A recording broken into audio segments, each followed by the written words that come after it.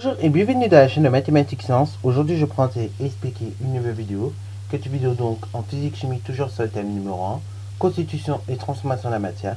Et dans cette vidéo de physique chimie sur la constitution et la transformation de la matière, on va faire un petit exercice, on va dire bilan en quelque sorte, sur tout ce qui est les atomes. Ok, donc on va notamment parler de dimensions, mais également de masse. Ok, voilà. Alors du coup je vous propose un petit exercice. Donc, ça va parler de blocs de glace. Ok, donc je vais vous afficher peut-être l'image qui va avec. Et donc ici, on voudrait tout simplement estimer la taille d'un... Enfin, on a la taille d'un bloc de masse, de glace. On voudrait estimer le nombre de molécules d'eau que vous avez dans ce bloc de glace. Ok, donc là, c'est ce qui est grossièrement dit par l'énoncé.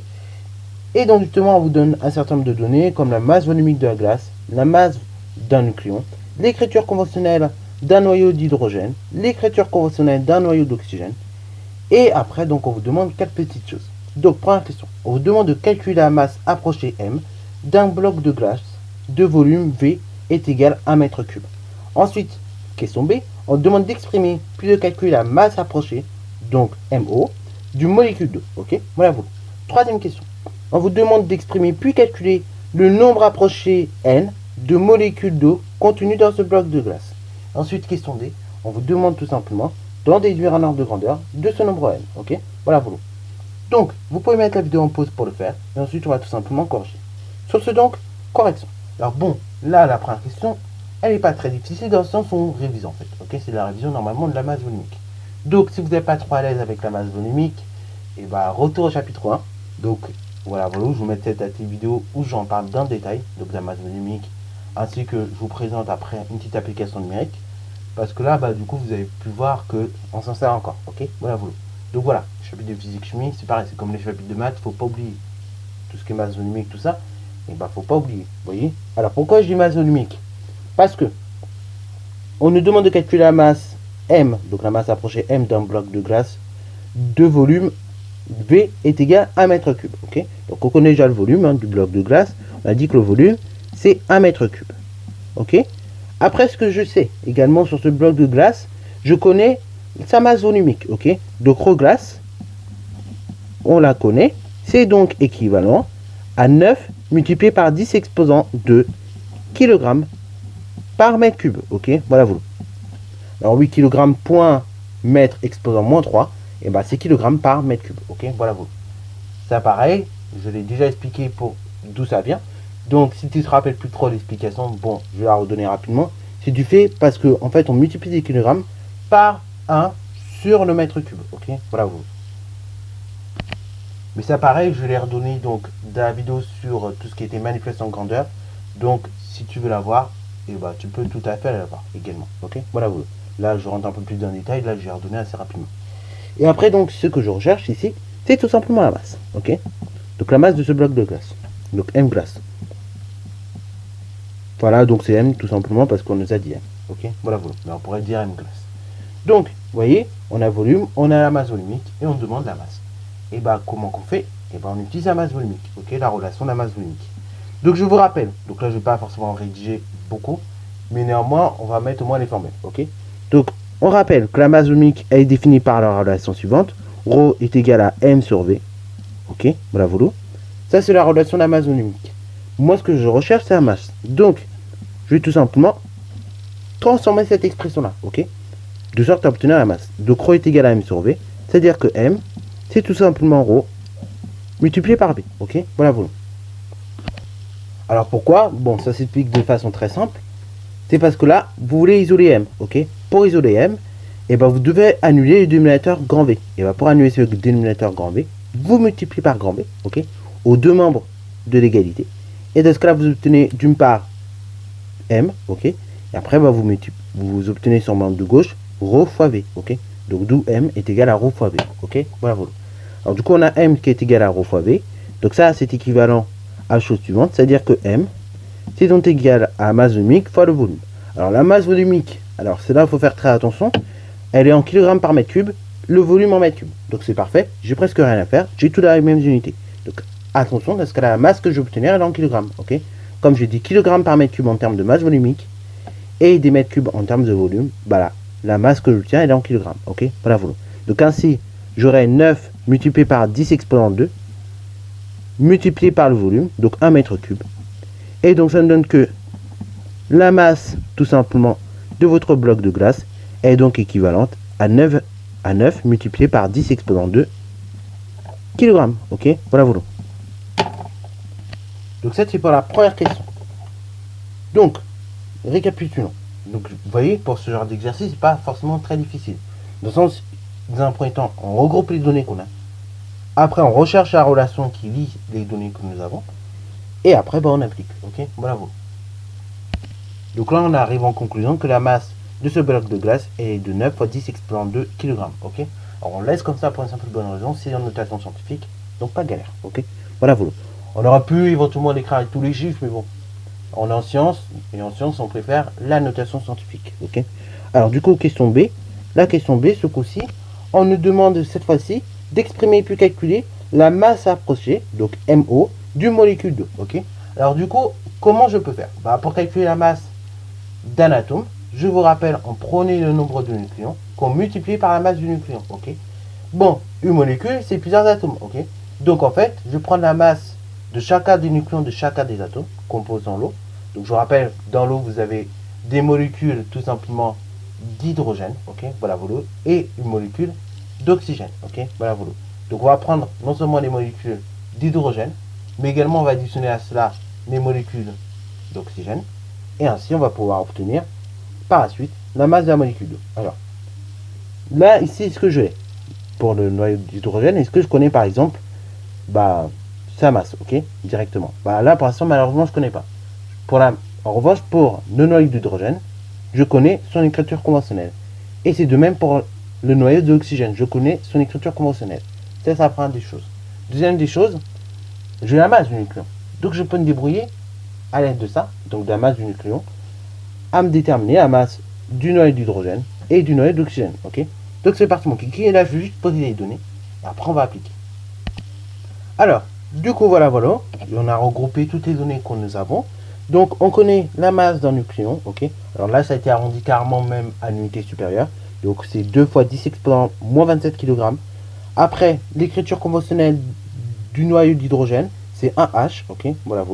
Et l'écriture conventionnelle du noyau d'oxygène, c'est 16O, ok.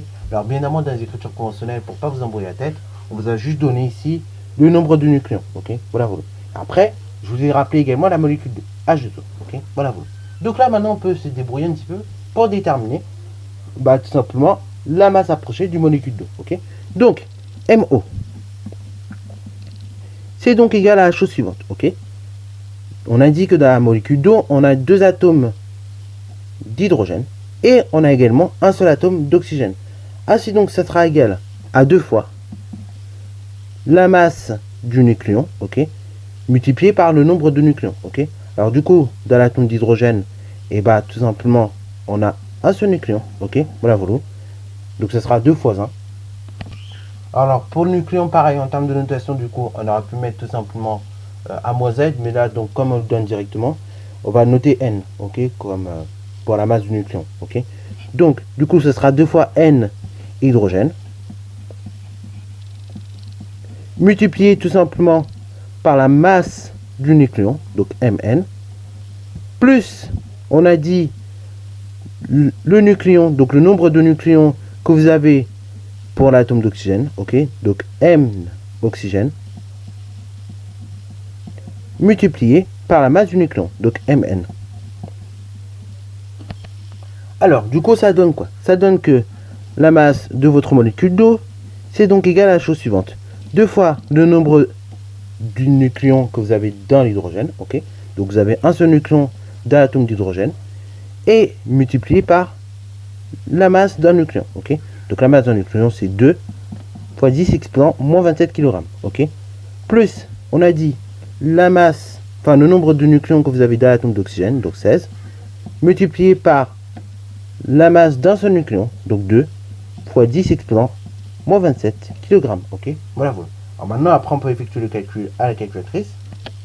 Et donc, du coup, en effectuant le calcul, on obtient 3,6 fois 10 exponent moins 26. Et donc là, attention, en termes, comme c'est une masse, et qu'on avait 10 kg, on obtiendra en kg. la masse. Ok, voilà, voilà. Alors, du coup, on va tout simplement ici, à partir des deux premières questions, déterminer tout simplement le nombre approché de molécules d'eau contenues dans ce bloc de glace. Ok, donc on va répondre à la question C. Alors, pour déterminer le nombre approché n de molécules d'eau contenues dans ce bloc de glace, là on va réfléchir un petit peu. Ok, alors, pour former tout simplement la masse, donc on a dit du bloc de glace, ok, donc pour former le 9 multiplié par 10 exponent 2 kg, et ben il aura fallu des molécules, ok, il aura fallu un certain nombre de molécules, tout y ensemble, ok, en un très très grand nombre, ok. Alors du coup, et ben là il va falloir réfléchir un petit peu à comment qu'on pourrait faire, ok. Alors du coup, je vais vous donner la petite solution et on va l'expliquer, ok. En fait, pour tout simplement déterminer ce nombre approché de molécules d'eau contenues dans ce bloc de glace, c'est comme si on avait pris donc notre bloc de glace, donc M qu'on avait trouvé au départ, et ce M pour l'obtenir, et ben il aura fallu qu'on prenne la molécule d'eau, ok. Donc ici le 3,6 multiplié par 10 exponent moins 26 kg, et ce 3,6 multiplié par 10 exponent moins 26 kg, on a multiplié par un certain nombre n, ok, qui correspond en fait au nombre de molécules d'eau qu'on a utilisé pour former la masse, bah, finalement, de votre bloc de glace, ok. Donc ainsi, on obtient M qui est égal à 3,6 fois 10 exponent moins 26 kg multiplié par N pour obtenir la masse de notre bloc de glace, ok.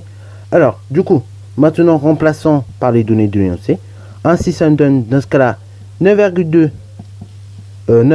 multiplié par 10 exposant 2 qui est égal à 3,6 fois 10 exposant moins 26 multiplié par grand N, ok, voilà, voilà. Alors, maintenant, on a grand N, il faut isoler grand N. Donc pour isoler ce grand N, et ben là c'est pareil, comme on a 3,6 fois 10 exposant moins 26 multiplié par grand N, et ben pour isoler grand N, on va donc diviser, ok. On va donc diviser notamment 9 fois 10 exposant 2, ok, 9 multiplié par 10 exposant 2 par 3,6 multiplié par 10 exposant moins 26, ok. Donc ça nous donne grand N est égal 9 multiplié par 10 exposant 2 divisé par 3,6 fois 10 exposant moins 26, ok. Donc voilà, ça c'est pour le calcul de grand N. Et maintenant pour obtenir grand N, et ben on va effectuer ce calcul là à la calculatrice et voir ce que ça nous donne. Donc grand N finalement c'est égal, comme on a pu voir à la calculatrice, 2,5 fois 10 exposant 28, ok. Alors donc ça, grand N, c'est le nombre de molécules d'eau que vous avez pour former votre bloc de glace, ok, de 1 mètre cube. Alors si on doit arrondir cela, donc si on doit donner un ordre de grandeur de ce nombre grand N, et ben on pourrait éventuellement arrondir, voilà, voilà, à 3 multiplié par 10 exposant 28, ok, voilà, voilà. Et donc grand N, et ben, il peut valoir environ 3 fois 10 exponent 28, ok, voilà, voilà. Et donc ça c'est le nombre de molécules d'eau en fait qui sont liées ensemble pour former votre bloc de glace. Alors je sais pas si vous visualisez 3 multiplié par 10 exponent 28, mais c'est un très grand nombre en fait, ok, c'est extrêmement grand. C'est comme si, bah finalement, hein, si je veux imager ça, et bah c'est comme si vous prenez un nombre 3, ok, et vous lui ajoutez 28 zéros derrière, ok, 28 zéros. Je sais pas si vous imaginez un nombre avec 28 zéros. On dépasse largement l'ordre du milliard, voire l'ordre du billion, ok. On est même au-delà de tout ça, ok. Un nombre avec 28 zéros, c'est énorme, ok. Donc, du coup, voilà. Ça veut dire que c'est un très très grand nombre finalement d'entités chimiques qu'on a dû mettre ensemble pour former votre molécule d'eau. Voilà, voilà. Donc ça, bon, c'est le petit commentaire que j'avais envie de vous ajouter. Donc pour vous montrer que finalement, bah, juste dans 1 mètre cube de glace, et ben, on a dû utiliser autant de choses. Voilà, voilà. Sur ce, c'est la fin de cette vidéo. J'espère qu'elle t'a plu. Si c'est le cas, n'hésite d'ailleurs pas à la liker, commenter et balance ta temps en mathématiques et en sciences.